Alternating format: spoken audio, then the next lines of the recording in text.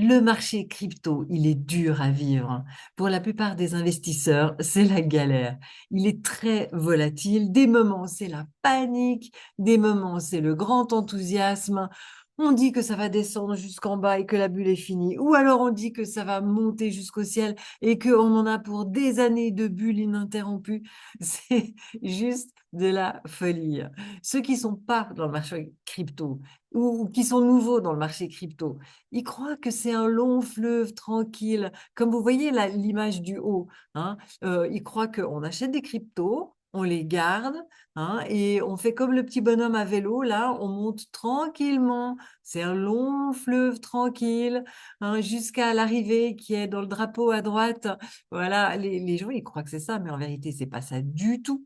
Il se passe tellement de choses dans le marché des cryptos.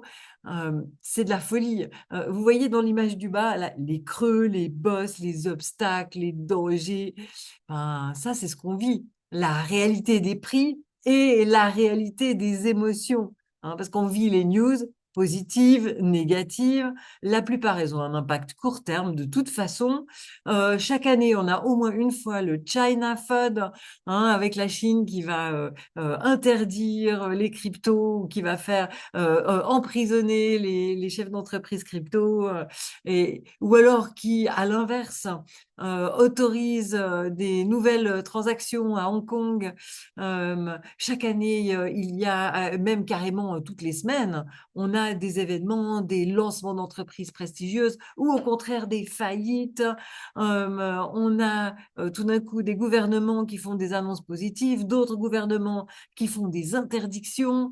On a les narratifs, les thématiques qui jouent aux chaises musicales. On est tout d'un coup les feux des projecteurs sur l'un et ensuite les feux des projecteurs sur l'autre et l'argent quitte l'un pour aller dans l'autre. C'est les chaises musicales et on a les annonces. Ah, la liquidité va arriver sur le marché, le gouvernement imprime, etc.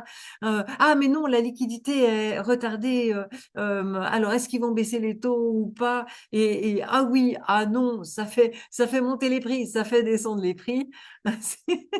C'est vraiment n'importe quoi. C'est très rigolo à observer, mais pour la plupart des investisseurs, c'est dur à vivre.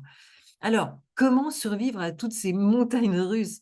Comment tenir dans la durée sans y perdre la santé et sans y perdre le capital? Alors, j'ai 4 astuces à vous partager. La première astuce, c'est zoom out, c'est-à-dire prenez la courbe du prix qui vous semble tellement horrible, qui vient d'exploser vers le haut ou vers le bas. Faites un zoom arrière pour voir sur une grande période et vous verrez que ce mouvement terrible, en fait, c'est juste une toute petite virgule dans la courbe. Ok, la deuxième astuce, n'y mettez pas trop d'émotion. Hein, c'est pas un sprint, c'est un marathon. Sinon, vous ne tiendrez pas dans la durée. Et si c'est trop difficile pour vous, peut-être c'est que vous avez trop investi par rapport à votre propre capacité de résistance au risque. Donc, posez-vous cette question et essayez de garder un peu plus de sérénité. Troisième astuce, au lieu de regarder votre portefeuille toutes les 5 minutes, définissez à l'avance les zones d'achat et les zones de prise de bénéfices. Mettez les ordres en avance. Il vous faut une méthode et ensuite, il faut vous y tenir. La méthode que vous aurez choisie, il faut la respecter. Et la quatrième astuce, apprenez à repérer les pointes de bulle. Les vraies, hein, celles qui se produisent une fois tous les 4 ans, histoire de ne pas vous taper la grande descente. Parce que quand vous avez peur, parce que les prix descendent, ben, c'est parce que vous n'êtes pas sûr qu'ils vont remonter. Hein. C'est ça la vérité. C'est pour ça que vous avez peur. Mais en fait, si vous connaissez les signaux de pointe de bulle et vous voyez qu'ils sont pas encore avérés, ben du coup, vous serez beaucoup plus serein. Et si au contraire, vous voyez qu'ils sont avérés, eh ben vous saurez quand c'est le bon moment pour protéger vos bénéfices, mettre des stop-loss ou des trailing stop. Ça s'apprend. Il faut une méthode. Avec mes apprenants, on est fin prêt pour la grande montée. Si vous voulez nous rejoindre, vous êtes bienvenus. Et alors, quand on arrivera en haut, hein, parce que le but, ben, c'est de se faire un joli pactole, hein, eh ben, les gens, ils vont nous dire, tu as eu de la chance. Et moi, ça m'énerve, c'est faux. C'est pas qu'on a eu de la chance, non, c'est qu'on a eu du courage et de la persévérance. Ce pactole, punaise, on l'aura bien mérité.